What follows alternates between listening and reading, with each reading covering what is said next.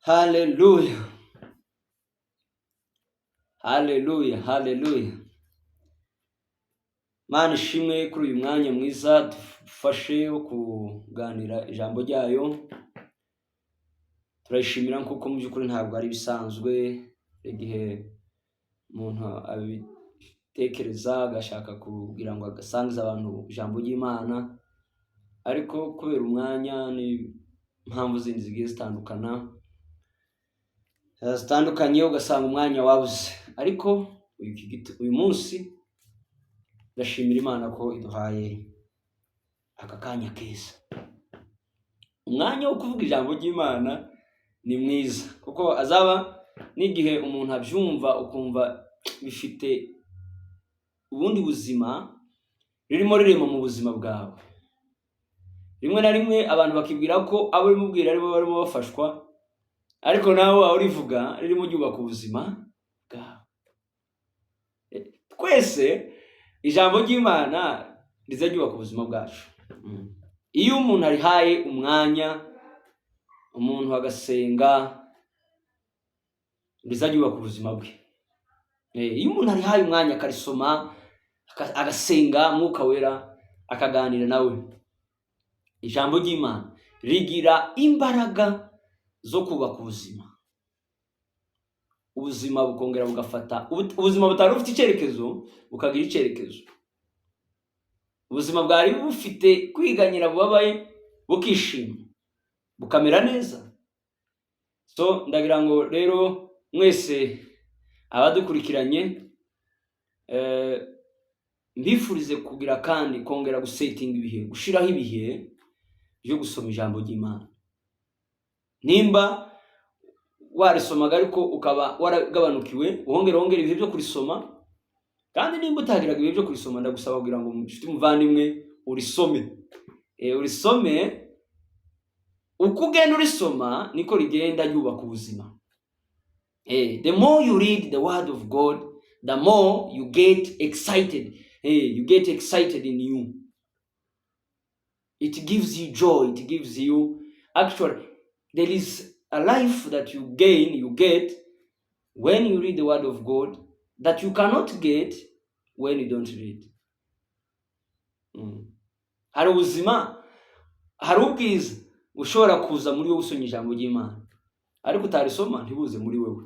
Bivuga ko ni iby'ingenzi rero n'iby'agaciro gusoma ijambo ry'Imana, hanyuma Umwuka agakora akazi muri wowe. Uyu munsi ndagira ngo tuganire ijambo rivuga hejuru yo gusenga. Gusenga kuko ibi ni ibihe abantu bapungukiwe, abantu baretse gusenga. Ibi ni ibihe abantu bananiwe gusenga. Ibi ni ibihe abantu barushe mu gusenga. Ariko kandi gusenga ntikuruhije. Gusenga ni ikintu kinini cyane, ni isomo rinini ritari kwicara gusa umuntu atangira avuga ngo data wa twese uri mu ijuru, ngo man saye magambo. Gusenga n'ubuzima ni isomo rinini ririmo ibice byinshi. Uko kwicara umuntu agasenga akavuga ngo data wa twese uri mu ijuru, twese yigisha abigishwa gusenga, n'ubundi buryo umuntu ashobora guhishurirwa, nico kimwe n'ibindi byinshi bigize gusenga. Umuntu akwiriye kubiheza umwanya rero kugira ngo byubake ubuzima bwe hamwe byose. Gusenga rero ni imbaraga ikomeye. Hari abagabo basenze nshaka ko tuganira, baza bamfashe cyane iyo nsomye amakuru yabo, nkareba uburyo basenze, nkareba situation basengeyemo, nkareba aho basengeye. Actually, it encourages me to again pray. When I read their story, those two men who prayed, the situation they prayed in, the area where they have been and they prayed, actually it encourages me to also get time and I pray. Abagabo babiri ni Paulo na Silas, abagabo b'Imana nkunda cyane. They are actually my role models. These two men are my role models.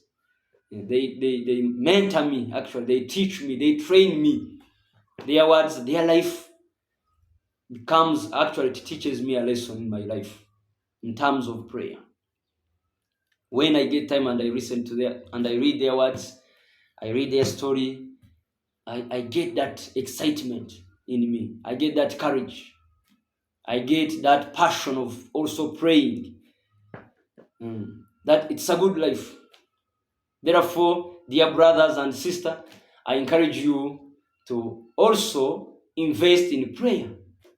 Prayer is very important, is more important than people have think about it. Some people take it as something small, but it's very huge, very big. And that's why even people do fail. But I will tell you how it is very easy to pray. It's not hard as people say it. Some people do say it that there is nothing harder than praying. But prayer is as simple as, actually anything is simple. That anything we can count as simple. The life that is simpler, that is what I can call prayer. Ubuzima nshobora kwita ko bworoheje no gusenga. No gusenga. Iyo umuntu asenga, actually gusenga biroroha, biba ubuzima bworoshe. Ntabwo biba ubuzima bukomeye, bukakaye, kuko abantu benshi babivuyemo bananijwe nuko bavuga gusenga kuragoye. Arakwara umugabo ngo wigeze kuvuga nza numva niba ari byo koko sinza mimenya, ariko ni comment nkunda kumva abantu bavuga ngo umugabo wavuze ngo bakubwira ngo asenge we ngo yohinga bo muhisuka gahinga, kuko gusenga ngo kuragoye cyane kuruta uko bifata isuka kaja muri magutipura umusozi. Ariko biraterwa n'uburyo ki yabisobanuriwe cyangwa yavyigishijwe, ariko gusenga ni ikintu cyoroshe mu buzima bwose bworoheje. Gusenga nako kuri muri ubwo buzima bworoheje. Paulo na Sila barasenga. Bibiliya izimbwira mu gitabo cy'Ibyakozwe n'Intumwa igice cya 16 umurongo wa 16 duhereye aho ngaho. Reka mpasome hanyuma ndasobanura gusa imirongo mikeya hanyuma soze ndeke kubarambira. Bibiliya y'Icyongereza iravuga ngo, the Bible English version says, one day as we were going down to the place of prayer, we met a demon-possessed slave girl. She was a fortune teller who earned a lot of money for her masters. She followed Paul and the rest of us, shouting, "These men are servants of the Most High God, and they have come to tell you how to be saved."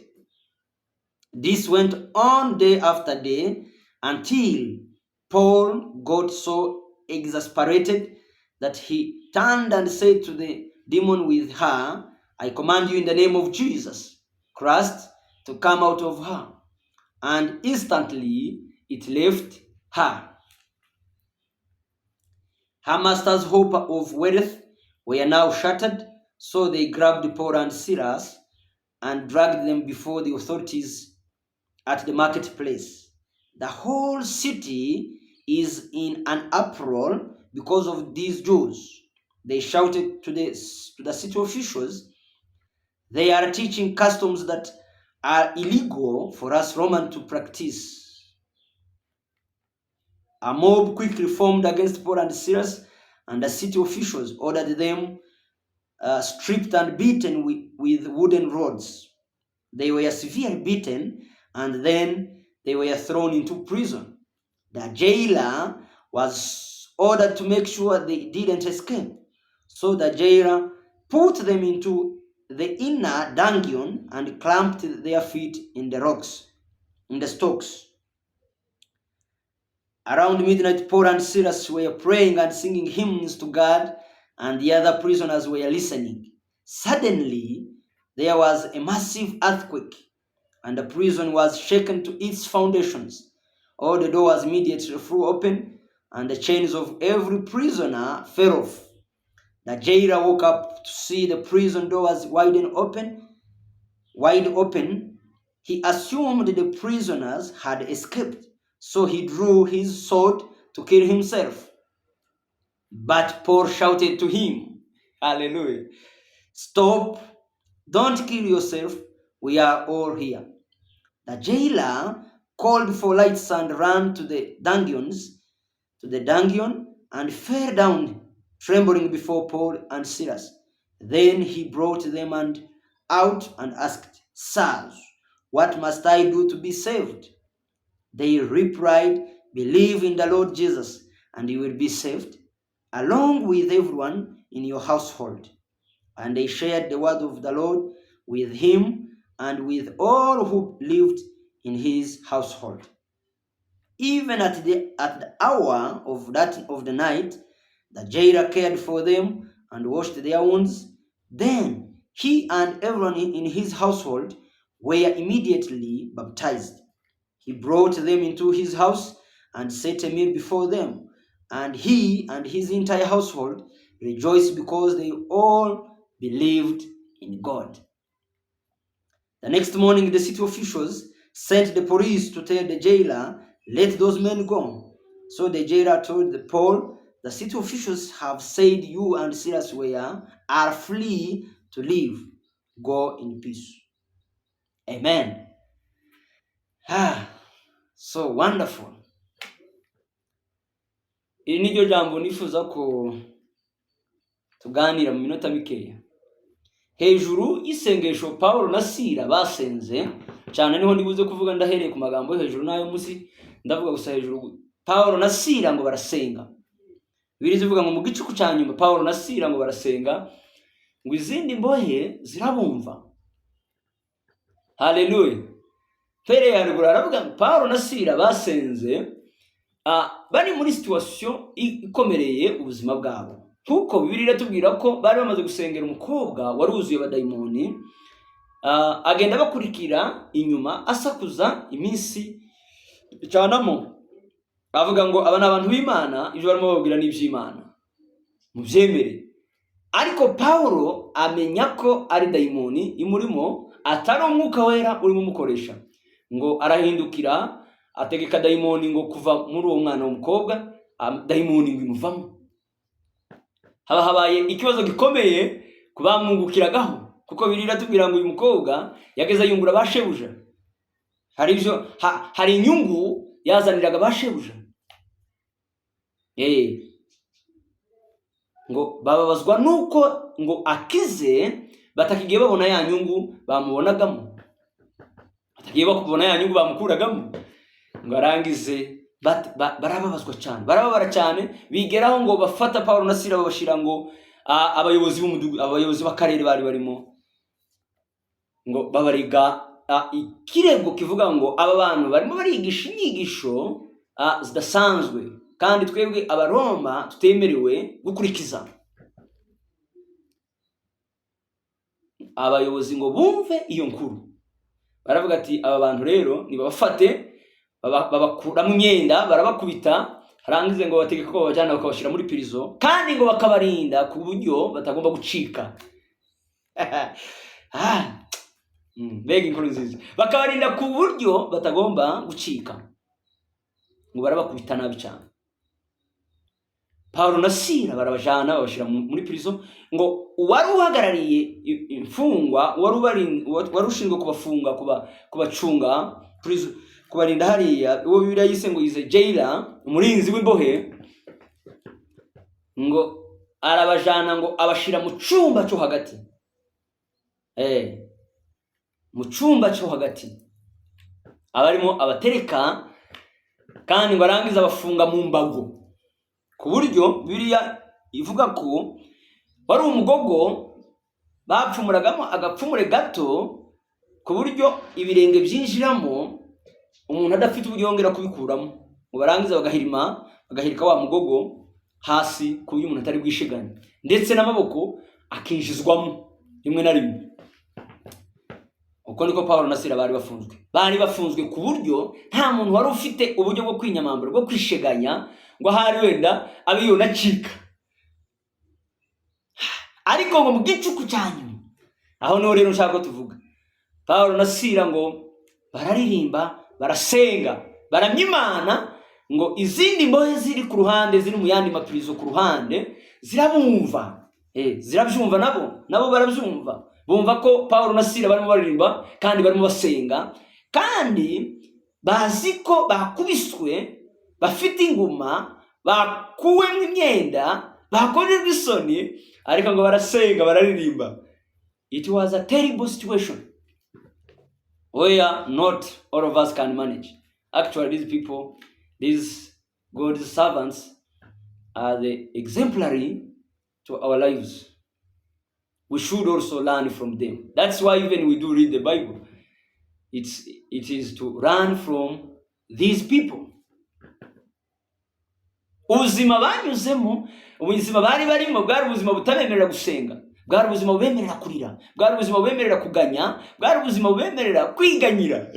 Kubera yuko bwari ubuzima bukakaye bukomeye, bwari ubuzima bubabaje cyane. Ariko ntibita ku buribwe, ntibita cyane ku isoni bakorerwe, ndetse ntibanita ku buryo bafunzwe, bahambiriwe mu mbaraga zikomeye, badafite uburyo bushigana. Rimwe na rimwe bari muri situation itavuga ngo nta buryo bwo gusenga buhari. Bari muri situation ivuga ngo nta buryo bwo gusenga buhari. Ariko ngo bararirimba barasenga. Bararirimba barasenga, izindi mbohe ngo zirabumva. Haba ibintu bikomeye bitandukanye ngiye kuvugaho rero umwanya muto. Kintu cyambere ngo iyo please ngo haba umushitsi ukomeye cyane. Icyakabiri ngo iminyururu yari badoboshe iradohoka, irafunguka, irasaduka. Hallelujah. Ibyo byose byabayeho kubera gusenga. Kubera ko basenze. Iyo badasenga ntabwo byari kubaho. Ariko kubera gusenga, ibi bintu bikurikira byabayeho zatewe no gusenga, byazanywe n'impamvu yo gusenga. Kubera ko basenze niyo mpamvu byabayeho. Gusenga rero ni ikintu cy'agaciro gikomeye. Umuntu adakwiriye gukora igihe yishimye gusa, igihe anezerewe gusa, igihe afite umwanya gusa, igihe hari ahantu avuga ati ahangaha hari kweri hanyemereye gusenga. There is no place where you cannot pray from. Nta hantu na hamwe umuntu adashobora gusengera. There is no excuse of prayer. Aho uri hose wemerewe gusenga kandi urashobora gusenga.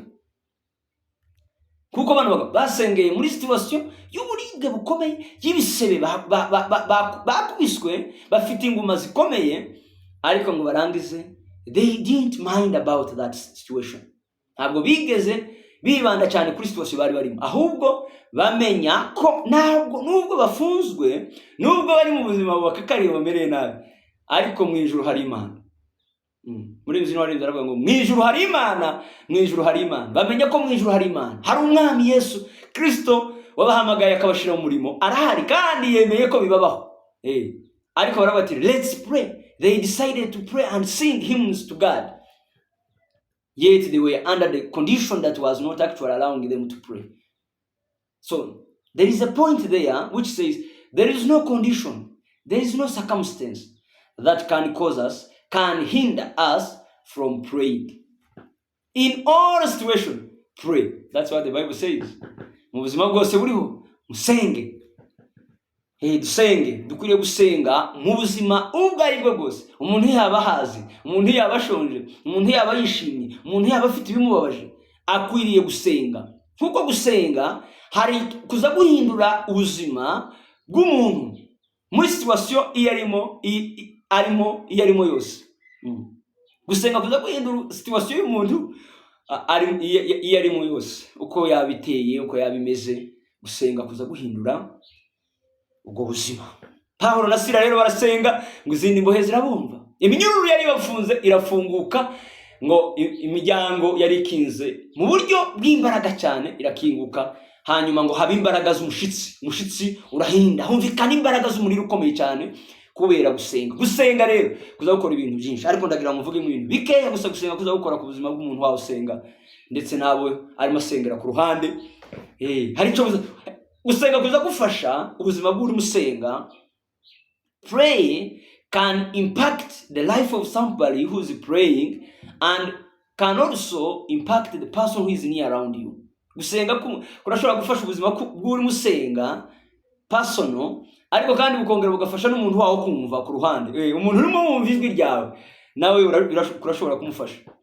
Nkuko uyu murinzi w'imbohe turamuvugaho yafashijwe n'isengesho rya Paulo na Sila, ndetse n'izi mfungwa zindi zabonye agahenge ko kudohoka kw'iminyururu yawe kubera Paulo na Sila basenze. Haleluya, Mana ishimwe. Gusenga, hari umunyabwenge wanditse wavuze hejuru yo gusenga, yaravuze ngo gusenga, ngo umuntu yasenga ngo azagenda ngo agakingura ijuru, ngo akagera ku Mana, hanyuma akabwira Imana igitumye azi imbere yayo asenga, akongera ngo akagaruka akicara ngo mu kibanza cyo kwitegurira kwakira ibyo avuye kuvuga ku Mana. Gusenga ni imbaraga ikomeye izikingura ijuru, hanyuma igakurura ibiri mu bwami bw'Imana, ibiri mu ijuru, gusenga kukabimanura, kukabizana, kukabyitsa ku buzima bw'umuntu uri musenga. Reka mubwire ngo hari ibintu byinshi bitarimo bikunda ku buzima bwawe kubera kutari musenga, ariko nusenga ndaguhamiriza ko hari ibintu biri buhinduke. Gusenga kuza guhindura ibitagenda bikagenda, kandi bigakorwa mu buryo bwiza. Iyo umuntu asenze atuje, yicaye, atekanye, adatekanye, ari muri situation imuhesha amahoro cyangwa adafite amahoro, ariko iyo fashe umwanya witwa gusenga, iyo fashe ibihe byo gusenga, iyo fashe ibihe byo kuganira n'Imana, iyo fashe ibihe byo kwegerana n'Imana, hanyuma Imana izimenya ibyo akwiriye kubona muri wa mwanya. Nshuti bavandimwe rero, gusenga ni iby'agaciro. Gusenga gufungura imiryango ifunze ibyawe.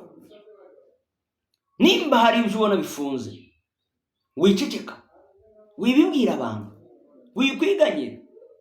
Get time and pray. Take a moment and pray. I assure you, things are going to change. Things will gonna change.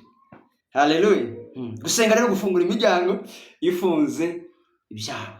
Nimba hari ibintu urimo ubona bifunzwe, ugerageza gusheganya ariko kumva birakakaye n'ingutu. Gusenga kuza gufungura imiryango ifunze ibyawe. Imiryango igufunze, ifungiranye ubuzima bwawe. Iyo umuntu asenga, iyo miryango irafunguka, zifunguka, igatanga inzira in a silent mode, kandi hatabaye urusaku, hatabaye kubera kurusaku wasenze. Because you have prayed, the doors that are closing you, they get open when you pray. When you pray, when you get time, when you take a moment and pray, the doors that closes your life, that are embargoing your life, entangling your life, they get open. So ndagushishikariza nshuti muvandimwe gufata ibihe byo gusenga. Hallelujah. Mana ishimwe. Ndashimira umwami Yesu. Muri ibyo kwari byaravuze ngo ndashimira umwami Yesu ngo abaye umuhuza w'abantu n'Imana. Hagati yacu n'Imana nta rukuta ruhari rutuma umuntu atemererwa kuja imbere y'Imana ngo asenge. Usibye ko hari inzitizi zigenda zimira amasengesho y'umuntu yasenga, kandi izo ngizo tuzoziganira ikindi gihe. Ariko reka mbabwire ngo urukuta rwakingirizaga ahera ubwiza bw'Imana kugira ngo twegere ubwiza bw'Imana rwakuweho. Yesu yarukuyeho. Uyu munsi turi imbore kuza imbere y'Imana dushize amanga, hanyuma tukapresentinga request zacu, Imana igakora itangaza bikomeye. Gusenga rero kubohora ubuzima buboshwe, ubuzima buhambiriwe n'iminyururu ikomeye. Gusenga kuza kubohora ubuzima bufunzwe, buhambiriwe, hahandi umuntu adafite ahumekera, ariko yasenga iminyururu ikagenda ihambuka, igahambuka, igacikagurika, ikavaho, umuntu akabimbohore, umuntu akumva akaba free. Ubuzima ukinjira muri state ibohowe. Nimba hari iminyururu ikosha, senga, hanyuma Imana rurema dusenga ibohora. Imana Kristo wera umwami wabera waducunguje amaraso y'igiciro, wemeye gutanga ubuzima bwe kugira ngo atubohore urupfu, umwijima wa Satani, mu buzima mu buretwa, muri prison ya Satani twari tubohewemo. N'ubundi nusenga n'ibindi byose bizahambuka, bizakurwaho. Iminyururu iguhambiriye izadohoka, izahambuka. Gusenga guhesha abantu gukizwa. Iyo umuntu asenga arakizwa. Gusenga kuza kuzanira abantu gukizwa. Iyi point iri muri point navuze ko gusenga, iyo umuntu asenga ubuzima bw'abakwegereye nabwo buzabuhoka. Uyu murinzi w'imbohe kubwo gusenga kwa Paulo na Sila, kubw'imbaraga zo gusenga kwa Paulo na Sila byamuhesheje gukizwa, ndetse n'abo urugo rwe bose bantu bahita bakizwa, baranabatizwa.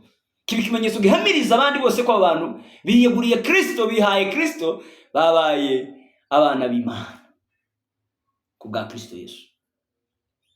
Gusenga rero kuza guheshwa ubuzima bwo batwumva gukizwa. Nimba uri mubona hari abantu bakuzengurutse badakishijwe, bari mu buzima bubaswe n'umwijima, senga, hanyuma nibumva gusenga kwawe bazakizwa, bazabohoka. Ibibaboshe nabo bizabohoka. Uretse kuvuga gusa ngo gusenga kubohora umuntu uri gusenga, ariko kandi kuza kubohora n'umuntu urimo wumva ijwi ryawe ryo gusenga.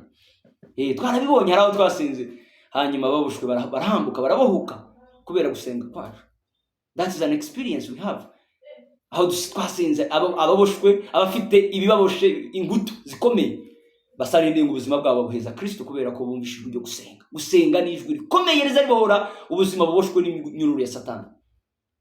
Tumuvandimwe, senga. Reka ngushishikarize gusenga, wihe Imana usenge, hanyuma Imana ikore ibitangaza. Imana ikiza ubuzima, ibohora ubuzima bw'abari ku ruhande rwawe, bw'abari abaturanyi bawe, abo mubana mu nzu, abo bose nibumva gusenga, nimba badakunda gusenga, nimba ubuzima bwabo bukiboshwe, buzabohoka mu izina rya Yesu.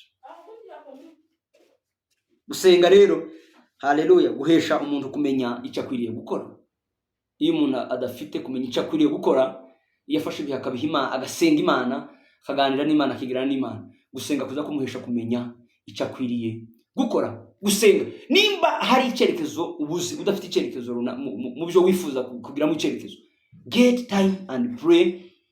Pray will give you a vision, a purpose, a focus, where you should pass, where you should head from to. Prayer gives a focus to somebody who is praying, and you get to know where to step next. Senga, gusenga kuzaguha icyerekezo. Gusenga kuza guhesha umuntu icyerekezo. Hari abo gusenga kwahesha icyerekezo batari bafite icyerekezo, ariko ngo bafate umwanya wo gusenga. Gusenga kubahesha kugira icyerekezo mu buzima bwabo. Uyu mugabo kwamuhesha gucyerekezo, nubwo yababaje arabaza ngo ese bagaragu b'Imana none nkora iki? Aca bugufi apfukamira Paulo na Sila, arababwira ngo nkora iki? Niki nabasha gukora? Baramubwira ngo akira umwami Yesu, hanyuma urakizwa kandi ubohorwe n'umuryango wawe. And the person surrendered his life to Jesus. Gusenga kwa Paulo na Sila guhesha abantu kumenya icyo akwiriye gukora. Gusenga kuza guhesha umuntu kumenya icyo akwiriye gukora mu buzima bwiwe. Ikindi gikurikira gusenga gutsindishiriza umuntu, guhesha umuntu kuba umwere. Gusenga kuza gutsindishiriza umuntu kukaguhesha kuba umwere. Gusenga kwahaye Paulo na Sila gutsindishirizwa bababere abere barera icyaha, icyaha ndicyabahamandi cyabafata, kandi ababafunze nabo baratuma ngo nimugende mubabwire ngo basohoke kubera gusenga. Reka nkubwire ngo nusenga, ibikuboshe, ibigufunze, ubuzima bukurega uregwa nabwo buzahinduka ikinyoma. Gusenga kuza gukuraho amagambo y'ibinyoma ku buzima bw'umuntu. That's a good point. Gusenga kuza gufata ubuzima bw'ikinyoma ku buzima bw'umuntu bukabuhindura ubusa, bukagikuraho, hanyuma umuntu akaba umwere. Fata ibintu byo gusenga, ubuzima bwawe buzaba busera, buzaba buzima imbere y'abantu. Abantu bamenye ko mu by'ukuri ibyo ukora ari iby'agaciro, kandi nta kibazo, nta rubanza ufitanye n'abantu. Ufite umuvandimwe rero udukurikiranye, nagira ngo kubwire ngo fata umwanya wo gusenga. Dear friend, get time and pray. Take a moment and pray. Your life will change, and the life of the people surrounding you will also get changed because of prayer. Prayer is so powerful. Prayer is so valuable, to the exceeding, actually it is exceedingly than the reasoning capacity. The knowledge cannot actually think on prayer. But let me tell you, pray such that God can give you the Holy Spirit, and the Holy Spirit will enable you in the life of prayer, and you pray in a manner, in a good way that is pleasing to God. Nusenga, Imana izaguhindura ibikoresho bikomeye, kandi izaguhindura ubuzima, izaguhindura ndetse n'igikoresho cy'agaciro mu bandi bantu Imana yifuza kubikoresherezamo. Urakoze cyane, ijambo ry'Imana ritubere imbaraga mu buzima bwacu. Amen.